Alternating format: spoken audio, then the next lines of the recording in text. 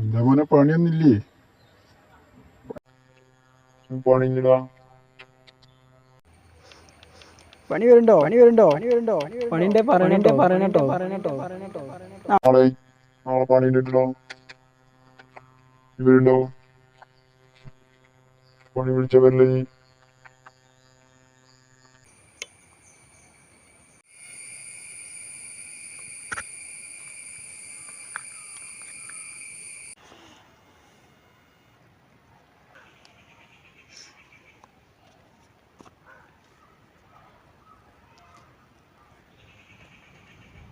ഇതെന്താ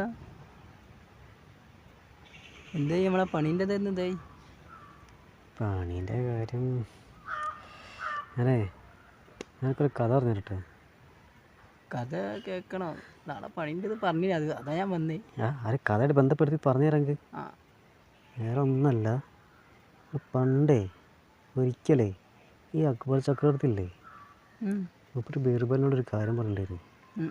എന്താ വെച്ചിട്ടുണ്ടെങ്കിൽ, അതായത് ഒരു വാചകം ചുമരിൽ എഴുതണം. പക്ഷെ ഒരു നിബന്ധന വെച്ച് അതായത് സന്തോഷമുള്ളപ്പോൾ നോക്കിയാൽ ദുഃഖവും, ദുഃഖമുള്ളപ്പോൾ നോക്കിയാൽ സന്തോഷവും തോന്നുന്ന ഒരു വാചകമായിരിക്കണം. പറഞ്ഞുതരാ.